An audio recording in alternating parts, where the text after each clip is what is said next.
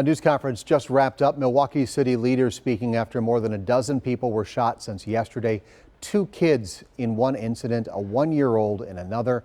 Miriam McCarr was there. Miriam, we heard city leaders talking about enough is enough. Things need to change. Was there any specific actionable items mentioned in this news conference?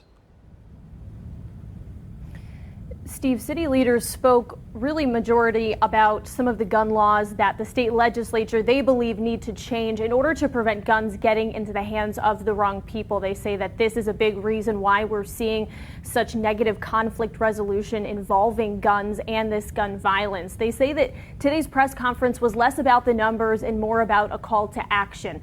Aside from urging the state legislature to change some of those gun laws, they're also encouraging people here to speak to their family members, speak to their loved ones in order to encourage, again, more positive conflict resolution. They say there's a number of programs here that the city offers for youth as well as young adults to encourage them to stay off the streets and encourage them to speak and resolve those issues in a more calm way. But there was a lot of passionate pleas and speaking and urging from all of these officials today. Here's a listen to what Police Chief Jeffrey Norman had to say about it.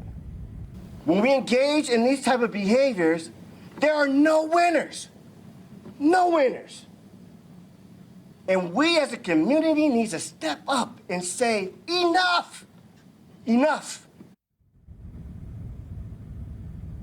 And you heard from him there just how passionate he was. A number of the other speakers, including Mayor Cavalier Johnson, as well as the director of the Office of Wellness here in the city, were saying much of the same thing, that the community needs to work together in order to prevent these outbreaks of gun violence from continuing here in the city. Again, they're encouraging the state legislature to make those changes. They're also encouraging people to take part in some of these community organizations that the city holds in order to prevent violence and injuries from guns continuing in the summer. Steve?